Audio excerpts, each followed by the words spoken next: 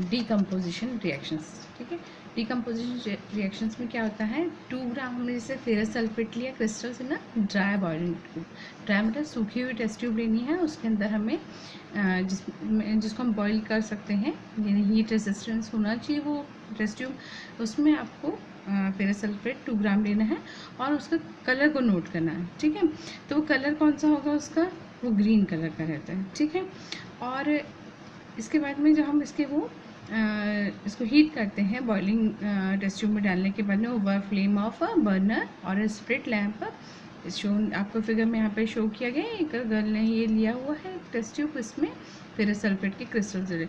अब यहाँ पर क्या होता है, इसके कलर में चेंज होता है हीटिंग करने के बाद में, या आपको इसकी स्मेल में, ओडोर में कुछ बर्निंग ऑफ ओडोर, इसकी सल्फर के जलने की स्मेल आती है। ठीक है, तो ये क्या होता है कि जो आपका फेरस सल्फेट है FeSO4 है, ये सॉलिड फॉर्म में है, इसको हीट दी हमने तो Fe2O3 फेरिक ऑक्साइड में और सल्फर डाइऑक्साइड गैस और सल्फर जो गैस है वो आपकी निकलती है। ठीक है, तो ये आपका क्या हो रहा है, ये एक सिंगल प्रोडक्ट है, ये A है, जैसे आपका ये A है और इसको आपने स्प्लिट किया तो ये कैसे हो रहा है, ये देखिए, ये कोई एक सिंगल प्रोडक्ट हमने लिया है और इसको हमने जब इसको हीट दे रहे हैं तो ये क्या हो रहा है, हीट देने के बाद में ये B + C 2 प्रोडक्ट में ये टूट रहा है, स्प्लिट हो रहा है, तो इसको हम क्या बोलेंगे, ये हमारा, जैसे ये फर्स्ट आपका एग्जांपल में दे रही हूँ, कैल्शियम कार्बोनेट जो सॉलिड फॉर्म में है, ये हीट जब हम इसको देते हैं, हीट यानी गर्म करते हैं टेस्ट ट्यूब में डाल के, तो कैल्शियम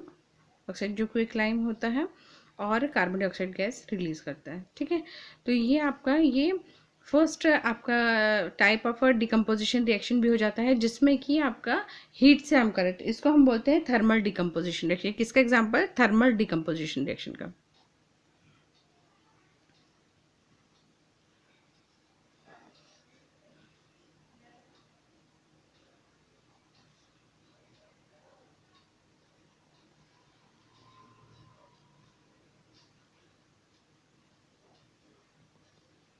ये थर्मल डिकम्पोजिशन रिएक्शन। ठीक है, और इसी तरीके से आप अगर मान लो उसमें इलेक्ट्रिसिटी अगर मान लो पास करके, जैसे अब हमने किसी वो एक सेल में होता है ना, जैसे सेल के इसमें हम 2 रॉड लगा करके, यहाँ पे 2 रॉड लगा करके इसमें से इलेक्ट्रिसिटी पास करते हैं, तो यहाँ पर आपका ये वायर के थ्रू ये जुड़ा रहता है ना, सर्किट के थ्रू, तो यहाँ पर ये इस तरीके से अगर मान लो हम बनाते हैं, और इसमें जैसे हम इसका एग्जांपल क्या होगा सेकंड वाले उसका, ये H2O, आप वाटर लिया, वाटर में अगर आपने इलेक्ट्रिसिटी पास कर, क्या क्या पास कर रहे हैं हम, इलेक्ट्रिक करंट पास कर रहे हैं, तो इलेक्ट्रिक करंट जब हम पास करेंगे तो हमारे क्या होगा, ये पहले तो आयन के फॉर्म में टूटेगा और उसके बाद में ये H++ O माइनस आयन में, OH माइनस आयन में भी टूट सकता है, ये ऐसे करके।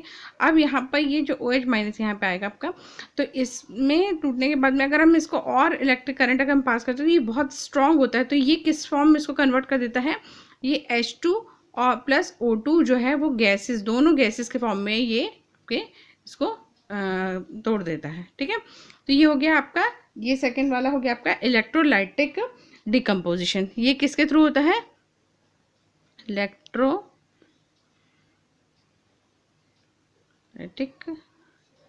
डिकम्पोजिशन। ठीक है, इसी तरीके से थर्ड होता है आपका फोटोलिटिक। फोटोलिटिक में होता है, फोटो मीन्स होता है लाइट, दैट मीन्स जो सनलाइट होती है, सनलाइट के प्रेजेंस में, जैसे आपका AgCl। ठीक है, ये आपका फोटोग्राफी के उसमें भी यूज़ होता है प्रोसेस। इसमें क्या होता है, जब हम इसको AgCl को सनलाइट के उसमें रख देते हैं, सनलाइट के प्रेजेंस में रख देते हैं, ये सॉलिड है और इसको रख दिया जाता है, तो अगर रखा गया तो ये क्या हो जाएगा, ये आपका Ag और ये सॉलिड फॉर्म में प्लस Cl2, ये आपका ये सॉलिड फॉर्म में निकल जाता है। ठीक है, तो ये क्या होता है, ये सनलाइट के प्रेजेंस में हो रहा है, तो यहाँ पे हम ऊपर लिख देंगे ये सनलाइट। ठीक है, तो सनलाइट के कारण से ये टूटता है, तो इसी के कारण से जो AgCl है इसको हम किस में रखते हैं, ये इसको हम डार्क कलर की बॉटल्स में रखते हैं।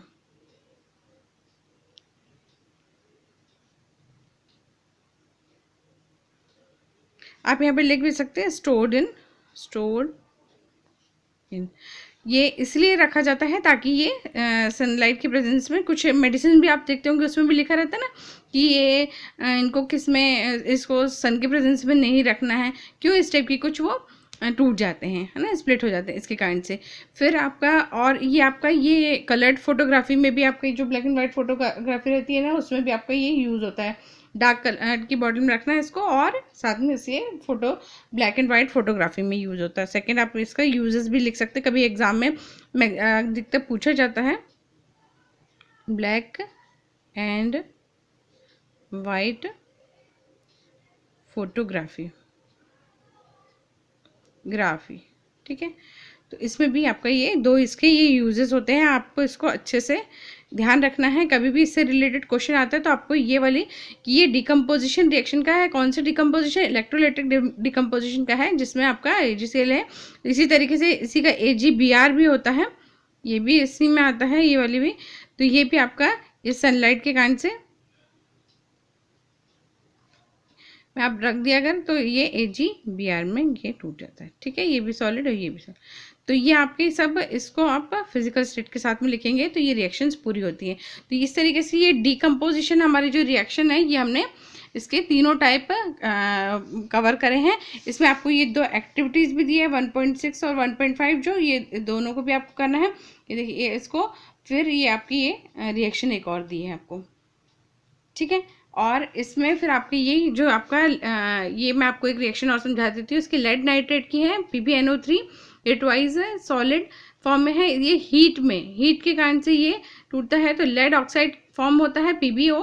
और ये नाइट्रोजन डाइऑक्साइड मीन्स ऑक्सीजन के 2 हैं, तो डाई इसलिए, और ऑक्सीजन, ठीक, तो ऑक्साइड, ठीक है। और यहाँ पे ऑक्सीजन गैस रिलीज होती है। इस तरीके से हमारे ये आपकी रिएक्शन का एक और एक्टिविटी, ये वही इलेक्ट्रिसिटी जो पास करके, जो मैंने इलेक्ट्रोलाइटिक डिकम्पोजिशन है, वो उसका आपका ये प्रोसेस है, ठीक है, ये वाटर का जो होता है। तो इस एक्टिविटी को आप अच्छे से पढ़ेंगे और इसको समझ के इस रिएक्शन को आपको लिखना है, ठीक है। और ये सनलाइट के प्रेजेंस वाली आपकी, ये जो चाइना डिश में आपने सिल्वर क्लोराइड लिया है, AgCl लिया है, वही AgCl वाली आपकी ये सनलाइट के प्रेजेंस में ये इस तरीके से, ये आपकी इस तरीके से ये केमिकल रिएक्शन जो है वो आपकी डिकम्पोजिशन केमिकल रिएक्शन यहाँ पे कंप्लीट होती है।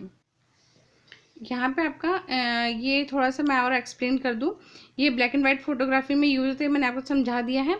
और यहाँ पे है कि we seen that the decomposition requires energy either in the form of heat, light और electricity for breaking down the reactants को तोड़ने के लिए किसी न किसी फॉर्म में ये आपको एनर्जी रिक्वायर्ड हो रही है हर रिएक्शन में। तो ये इसी के कारण से यहाँ पे एनर्जी जब रिक्वायर्ड होती है तो वो रिएक्शंस कौन सी कहलाती है? Endothermic reaction. इसीलिए हम इस रिएक्शन को, यानी डिकम्पोजिशन रिएक्शन को हम एंडोथर्मिक रिएक्शन भी कहते हैं। इससे रिलेटेड भी कई बार क्वेश्चन आता है, तो इसको आप अच्छे तरीके से इसको ध्यान में रखिएगा कि इसको किस तरीके से हमें कंप्लीट करना है, ठीक है। तो इसके बाद हम करें डिस्प्लेसमेंट रिएक्शन, ठीक है। तो the reaction in which a more reactive element displaces the less reactive element from its salt solution। ये salt solution में से, ये salt solution है, जैसे ये कॉपर सल्फेट का एक एग्जांपल भी दिया। तो इस रिएक्शन में क्या हो रहा है, यहाँ दो आपने रिएक्टेंट्स लिए हैं, जो एक जो है जो मोर रिएक्टिव रहेगा, वो दूसरा जो लेस रिएक्टिव है उसमें से उसका जो सॉल्ट है SO4, जो जैसे इसमें Fe है, ये SO4 के साथ मिलकर के ये FeSO4, यहाँ पे ये Fe जो है ये जा करके ये SO4 के साथ में ये रिएक्शन करके यहाँ पे ये मिल जाएगा और कॉपर को डिस्प्लेस कर देगा, ठीक है। तो ये पहले इसके कलर में भी चेंज होगा। ये आप जैसे आयरन नेल वाली आपको डिस्प्लेसमेंट रिएक्शन में यहाँ पे एक्टिविटी दी है ना, ये वाली, ये है ना।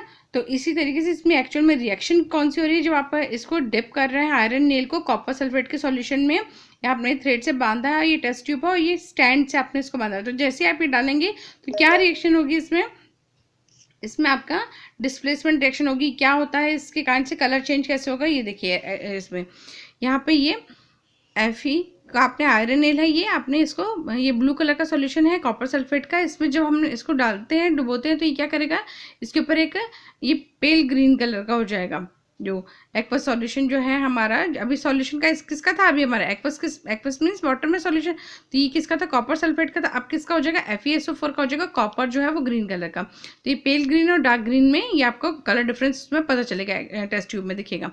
तो यहाँ पे ये आपका ये कॉपर सल्फेट है, ये ब्लू कलर का है, अब ये ग्रीन कलर का हो जाता है। कॉपर सल्फेट किस कलर का है, ब्लू कलर का है, और अब कौन सा कलर का हो रहा है, कलर चेंज कैसे हो रहा है, ग्रीन कलर का हो रहा है। ठीक है, तो आपके पास में एक ये रिएक्टिविटी सीरीज होती है, आपकी बुक में भी दी है, मैं आपको एक बार एक्सप्लेन कर देती हूँ। रिएक्टिविटी सीरीज के अकॉर्डिंग क्या होता है, जैसे जैसे हम रिएक्टिविटी सीरीज में ऊपर जाते हैं, ये Na के मतलब potassium, sodium, calcium, magnesium, aluminium, zinc और आयरन। ठीक है, ये सेनियम और लेड, ये हाइड्रोजन, ये कॉपर, मरकरी, सिल्वर और आपका ये गोल्ड। ठीक है, और AgCl यहाँ पे हो गया। तो इस तरीके से आपके रिएक्टिविटी ये जो रहते हैं, ये जो ऊपर के जो 1 2 3 4 5 6 7 जो ये एलिमेंट्स है, ये मोर रिएक्टिव रहते हैं, सबसे ज़्यादा रिएक्टिव रहते हैं, और ये जो रहते हैं ये उससे लेस रिएक्टिविटी। तो ये रिएक्टिविटी सीरीज आपको ध्यान रखनी पड़ेगी। आप चाहेंगे तो मैं इसके लिए आपको एक अलग से वीडियो बना दूंगी, जिससे कि आप ये इसको अच्छे तरीके से समझ पाए, और इसको लर्न करने का तरीका भी मैं आपको नेक्स्ट वीडियो में समझाऊंगी। ठीक है, यहाँ पे अब ये देखिए, आप इसी तरीके से अगर हम यहाँ पे ZnSO4 के साथ में, अगर मतलब ये कॉपर CuSO4, अगर हमने जिंक के ग्रेन्यूल्स डालते हैं उसमें, कॉपर सल्फेट के सॉल्यूशन में अगर हम जिंक के ग्रेन्यूल्स डालें, तो क्या होगा, ये जो SO4 है, ये SO4 ये सॉल्ट बनाने के लिए किसके साथ में मिल जाएगा, Zn के साथ में। तो ये क्या हो जाएगा, क्या क्रिएट कर रहा है, ये ZnSO4 प्लस कॉपर को ये डिस्प्लेस कर रहा है। तो Zn क्या है एक्टिविटी सीरीज में आपका, कॉपर से ऊपर है, ये देखिए कॉपर से। आयरन भी आपका ऊपर था। तो आपका यहाँ पे ये जो है रिएक्टिविटी सीरीज में जितनी ज़्यादा मोर रिएक्टिव रहेगा, वो उससे कम रिएक्टिविटी वाले उसको डिस्प्लेस कर देगा, दैट मीन्स उसको अलग कर देगा। ठीक है, ये होगी आपकी सिंगल डिस्प्लेसमेंट रिएक्शन होगी। ठीक है, अब इसी तरीके से डबल डिस्प्लेसमेंट रिएक्शन की तरफ हम बढ़ते हैं। तो a double displacement reaction, a reaction in which new compounds are formed by mutual exchange of ions between two compounds. यहाँ पे आयंस का ही एक्सचेंज होता है, दोनों अपने अपने आयंस एक्सचेंज करते हैं। किस तरीके से होता है, देखिए ये सोडियम सल्फेट है, ये एक्वस सॉल्यूशन है, दैट मीन्स वाटर में, प्लस यहाँ पे BaCl2 का सॉल्यूशन हमने डाला, BaCl2 डाला। तो अब यहाँ पे सोडियम का +1 आयन रहता है और SO4 2-, तो ये 2- ये Ba के 2+ के साथ में मिलकर के BaSO4, ये दोनों क्या फॉर्म करेंगे, ये यहाँ पे ये SO4 ये Ba के साथ में मिलकर के BaSO4 फॉर्म करेगा, और ये Na और Cl आपका ये मिलकर के NaCl फॉर्म कर, NaCl निकालना है। ठीक है, तो ये आपका प्रेसिपिटेट के फॉर्म में नीचे बैठ जाएगा टेस्ट ट्यूब में, जैसे नीचे बैठ जाता है ना, इस तरीके से टेस्ट ट्यूब में नीचे हो जाएगा, और NaCl आपका एक्वस में सॉल्यूशन के फॉर्म में रहेगा। ठीक है, तो यहाँ पे आपका देखिए, ये मैंने आपका ये बेरियम का आपका ये 2+ आयन होते हैं, और सल्फेट के 2- ये। तो ये आपका इसको रिएक्शन को आपको प्रॉपरली बैलेंस करके भी आप इसको दिखा सकते हैं। तो ये देखिए आपकी ये लिया है, एक टेस्ट ट्यूब है, उसमें containing solution of barium chloride BaCl2 का, ये अभी मैंने आपको रिएक्शन लिख करके दिखाई है, वही वाली ये। और उसमें आपको टेस्ट ट्यूब में containing solution of sodium sulphate का, यहाँ पे formation of barium sulphate and sodium chloride, ये सोडियम क्लोराइड इसका होता है। तो यहाँ पे देखिए Na2SO4, ये आपका भी आपको एक्सप्लेन किया है, वही चीज़ आपका दिया है आपके। ये प्रेसिपिटेट होता है द इनसॉल्युबल सब्सटेंस, जो पानी में नहीं घुल पाता है, यानी नीचे बैठ जाते हैं, जो उसको हम प्रेसिपिटेट बोलते हैं। तो व्हाट इज प्रेसिपिटेट, तो आप ध्यान रखेंगे कि जो भी इनसॉल्युबल सब्सटेंस रहते हैं, वो जो टेस्ट ट्यूब में आपको नीचे मिलते हैं, वो आपके प्रेसिपिटेट कहलाते हैं। ठीक है, इसलिए इसको प्रेसिपिटेट रिएक्शन भी कहा जाता है। किसको, डबल डिस्प्लेसमेंट रिएक्शन को प्रेसिपिटेट रिएक्शन भी कहा जाता है। ये देखेंगे precipitate, it is a insoluble solid that emerge from a liquid solution. Liquid solution में जो इमर्ज होता है, मतलब दैट मीन जो नीचे आता है, वो आपका प्रेसिपिटेट कहलाता है। ठीक है, इसको आप नोट कर सकते हैं। अब ऑक्सीडेशन पे बढ़ते हैं। ऑक्सीडेशन रिएक्शन क्या होती है, the addition of oxygen, oxygen क्या हो रहा है, ऐड हो रहा है टू द सब्सटेंस, और removal of hydrogen from a substance, और हाइड्रोजन उसमें से निकल रहा है, उस सब्सटेंस में से हाइड्रोजन का रिमूवल हो रहा है। तो ऐसी रिएक्शन को हम बोलते हैं ऑक्सीडेशन रिएक्शन। दैट मीन्स क्या होता है, ऑक्सीजन क्या हो रही है, यहाँ पे ऑक्सीजन गेन कर रहा है, और हाइड्रोजन को क्या कर रहा है, लूज कर रहा है, यानी कि दैट मीन्स कि इलेक्ट्रॉन्स लूज भी हो रहे हैं। तो इसको हम बोलेंगे ऑक्सीडेशन रिएक्शन। जैसे ऑक्सीडेशन रिएक्शन में कैसे होगा, जैसे आपका ये देखिए कॉपर है, कॉपर को ऑक्सीजन के प्रेजेंस में हीट दिया तो कॉपर ऑक्साइड, तो कॉपर ने क्या किया, कंज्यूम कर लिया ना ऑक्सीजन को। तो इस तरीके से ये आपका ये ऑक्सीजन, ये ऑक्सीडेशन रिएक्शन का एग्जांपल हो गया। इसी तरीके से या फिर हाइड्रोजन भी ले अगर तो वो होगा, लेकिन हाइड्रोजन यहाँ पे क्या होता है, यहाँ पे कॉपर के साथ में अगर मान लो ये छूट रहा है, कॉपर से ऑक्सीजन निकल रहा है, तो इसको हम रिडक्शन रिएक्शन बोलेंगे। ठीक है, तो रिडक्शन क्या हो जाएगा हमारा, इसी तरीके से द एडिशन ऑफ हाइड्रोजन। अब हमारा पहले क्या हो रहा था, हाइड्रोजन निकल रहा था, रिमूवल हो रहा था। अब रिडक्शन में क्या हो रहा है, the addition of hydrogen to a substance, the removal of oxygen from a substance, या फिर ऑक्सीजन का निकलना, हाइड्रोजन का ऐड होना या फिर ऑक्सीजन का निकलना, इसको क्या बोलेंगे हम, रिडक्शन रिएक्शन। ठीक है, तो अब आपके पास में ऑक्सीजन का क्या हो रहा है, लॉस हो रहा है, और हाइड्रोजन क्या हो रहा है, गेन हो रहा है। दैट मीन्स इलेक्ट्रॉन्स क्या हो रहा है, गेन हो रहे हैं यहाँ पे। तो रिड्यूसिंग एजेंट कौन सा रहेगा इसमें, तो ये आपको देखना पड़ेगा यहाँ पे। इसमें कई बार आपको रिएक्शन दे करके एग्जाम में पूछा भी जाता है कि इसमें रिड्यूसिंग एजेंट कौन सा है, तो आपको बताना पड़ेगा। देखिए यहाँ पे ऑक्सीडाइजेशन एजेंट कौन सा, तो यहाँ पे देखिए ये कॉपर है, ये ऑक्सीजन के साथ मिलकर के ये कॉपर ऑक्साइड बना रहा है, तो यहाँ पे ऑक्सीडेशन हो रहा है रिएक्शन। तो यहाँ पे ये जो है, ये कॉपर का तो ऑक्सीडेशन हो गया, पर ऑक्सीजन ऑक्सीडाइजिंग एजेंट क्या है, इसमें ऑक्सीजन है, और रिड्यूसिंग एजेंट क्या है यहाँ पे, रिड्यूसिंग एजेंट यहाँ पे अब यहाँ पे रिडॉक्स रिएक्शन में भी इस तरीके से ये आपकी दोनों कंबाइंड फॉर्म में करेंगे। तो यहाँ पे कॉपर ऑक्साइड प्लस हाइड्रोजन के साथ में यहाँ पे कॉपर ये अलग निकला और यहाँ पे H2O। ठीक है, तो अब ये क्या हो गया, ये कॉपर तो का तो ऑक्सीडाइजेशन हो गया है ना, ये रिडक्शन हो रहा है, इसका रिडक्शन हो रहा है, सॉरी कॉपर में से ऑक्सीजन का रिडक्शन हो रहा है, लेकिन हाइड्रोजन जो है वो क्या कर रहा है, ऑक्सीजन को ले रहा है, तो इसमें ऑक्सीडेशन होगा। तो ये रिडक्शन, ये कॉपर के साथ में रिडक्शन और ये ऑक्सीडेशन, तो ऐसी रिएक्शन जिसमें दोनों ऑक्सीडेशन और रिडक्शन दोनों कंबाइंड फॉर्म में होते हैं, रिएक्शंस को हम बोलते हैं रिडॉक्स रिएक्शंस। ठीक है, तो इसी तरीके से आपको यही यहाँ पे बुक में भी दिया है भाई, तो इसके जनरल एग्जांपल्स भी दिए हुए हैं। तो यहाँ देखिए इसी तरीके से ZnO जिंक ऑक्साइड है प्लस कॉपर के साथ में, तो यहाँ पे ये बना है Zn प्लस CO।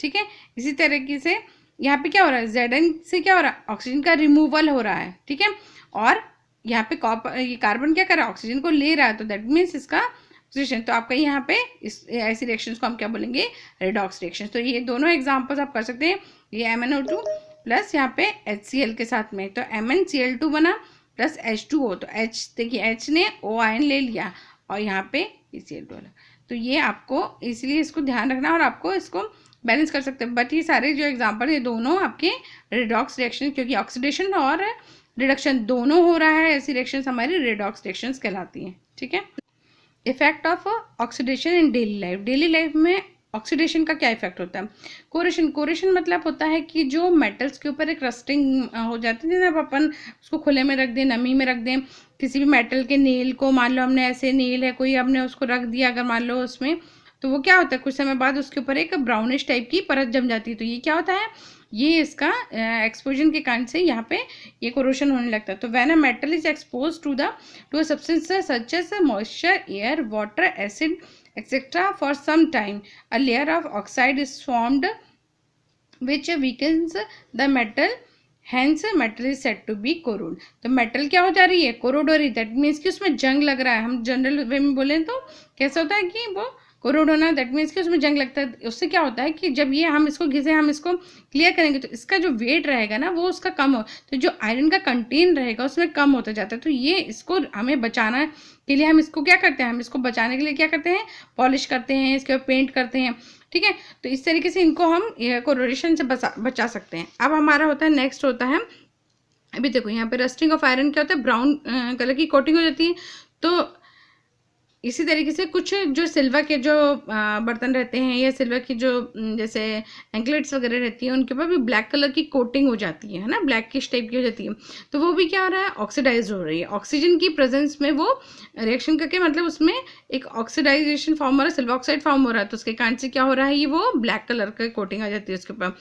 और इसी तरीके से कॉपर के यूटेंसिल्स को अगर हम ओपन में रखते हैं एयर के प्रेजेंस में, तो वो ग्रीन कलर की कोटिंग हो जाती है। तो वो भी क्या है, ये सारे हमारे ऑक्सीडेशन के एग्जांपल्स है जो हमने ये वो करा ना। तो वो अब इनको प्रिवेंशन के लिए हमें क्या क्या करना पड़ता है, एक तो हमें करनी पड़ती है पेंटिंग कर सकते हैं, और पेंटिंग करने के बाद फिर ग्रीसिंग, जैसे हमें जो नट बोल्ट्स वगैरह रहते हैं किसी, तो वहाँ पे हम क्या करते हैं, या फिर हमें शटर वगैरह में हम क्या करते हैं, ग्रीसिंग करते हैं ना, उसमें ऑयलिंग करते हैं वो।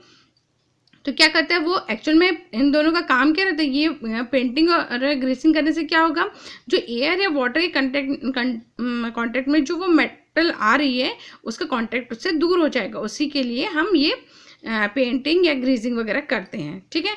नेक्स्ट है रेंसिडिटी। रेंसिडिटी क्या होती है, रेंसिडिटी दैट मीन्स होता है कि जब हम कभी भी पैक्ड फूड लिया हमने, है ना, उसके ऊपर कुछ मैन्युफैक्चरिंग डेट वगैरह सब डली रहती है उसमें। अब अगर मान लीजिए हमने उसको लिया और हमने नहीं देख पाया कि उसमें डेट क्या डली है, एक्चुअल में यहाँ लिखा रहता है तो हमें वो देखना चाहिए, देख के ही लेना चाहिए। उसमें क्या होता है रेंसिडिटी में, कि जो केमिकल जो आपकी ये केमिस्ट्री में है, जो कुछ भी जो आपके फ्राइड आइटम्स रहते हैं वो आते हैं, और वो अगर मान लो हल्का सा पैकेट कहीं से एयर आती है या फिर वो काफ़ी मतलब एक्सपायरी वाला हो गया, तो उसमें और क्या होता है, एक स्मेल आने लगती है, फैटी जो ऑयल वगैरह रहता है ना उसके काइंड से, वही आपकी रेंसिडिटी है, ठीक है। तो the oxidation of fats and oil when expose to air is known as rancidity. ये क्या कहलाती है आपकी, जब आप उसको एक्सपोज करेंगे यानी बाहर रखा रहेगा, यानी आपका सीज जाता है कोई चीज़ अपन बोलते हैं ना, तो वो क्या होता है एक्चुअल में rancidity. It's leads to bad smell and bad taste of food. Food का टेस्ट भी चेंज हो जाता है, बहुत बुरा टेस्ट हो जाता है उसका, और स्मेल भी बहुत बुरी आने लगती है उसको, ठीक है। तो उसके लिए हम क्या करते हैं, इसको रेंसिडिटी से बचाने के लिए मैक्सिममली कंपनीज क्या करती हैं, उसमें से नाइट्रोजन गैस का यूज़ करते हैं।